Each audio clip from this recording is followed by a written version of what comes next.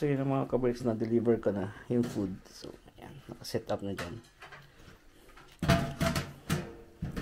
Oo, para pang ano mo ng business. Oo. Nasindihan ko na rin. So yun ang ating buhay dito mga kabricks. Sipag lang pag may nagpaluto. Sana pumasa. yun lang ang ano natin, ano. So may unting nagpaluto sa atin mga kabricks. Shanghai, pork menudo, sweet and sour fish, beef morcon, at pansit. Yan ang unting paluto sa atin.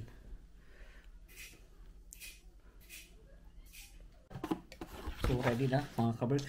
Nilalagyan natin ng cling film. Yan. Kailangan i-secure natin maigi ito at may sauce. Kaya dublihin natin. Ganoon. Para hindi matapon sa ating sasakyan. Yan. One down. So ganito ang buhay natin dito mga kabricks, no? Ikaw rin yung deliver. Ay, ito hindi masyado to. Kahit di palibutan. Yung morcon. Ayan.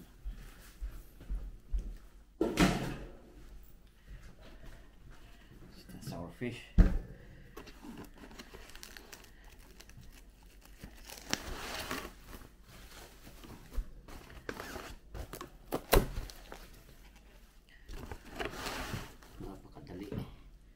Sana pumasa sa panlasa nila mga kabricks. Ako'y lagi ko sinasabi, hindi ako mahusay magluto. Marunong lang. Chamba ba? Pachamba. Chamba ba? Chamba. Importante marunong.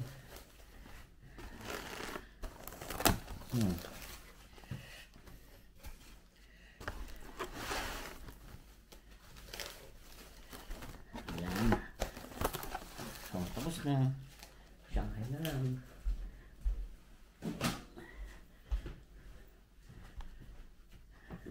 Shanghai. Yan yung Shanghai.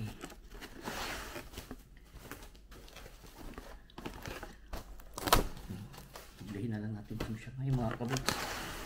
Ayan. Okay. That's it. And then, cater na. Deliver boy pa. Tapos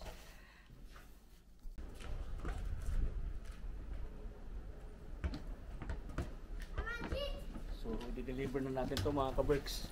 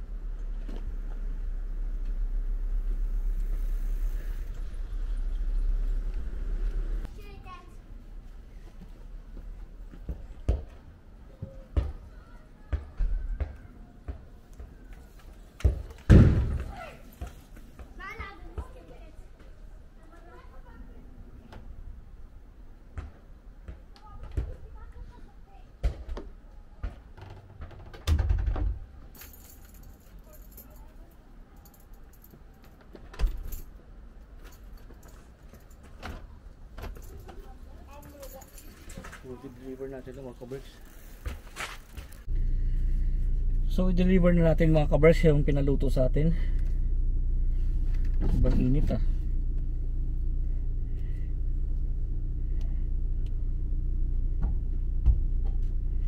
Postcode. Saan yung postcode?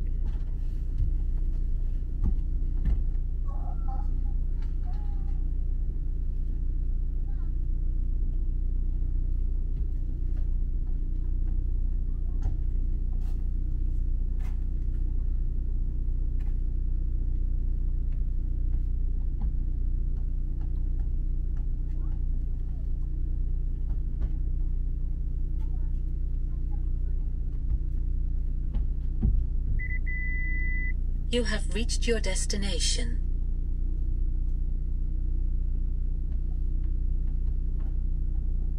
Napos ko, mali ah. Bago tong ano nila-address mga kabreks, di nabasa. Luma na kasi ang aking satnab. So ito na lang kuhain ko. Hanapin ko na lang.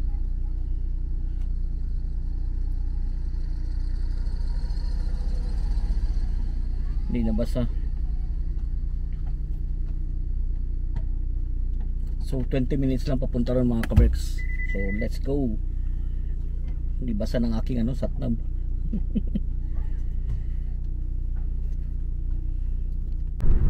So ganito ang buhay natin dito mga kabreks. Ikaw na magmalengke, ikaw mag-prepare, Go straight on. ikaw then din ang turn magluto, right. at ako din ang magde-deliver. O di ba? San ka pa? Turn right. Turn right. All right. So ganyan ang buhay natin dito mga kabreks, no? Ikaw rin ang magdi-deliver.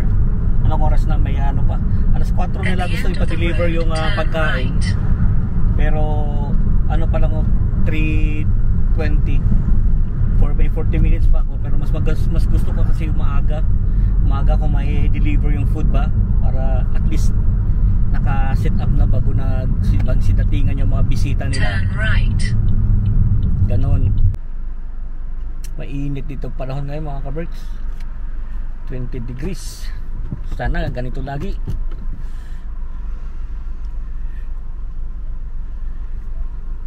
Saan kaya tayo nito pupunta after natin may deliver yung food?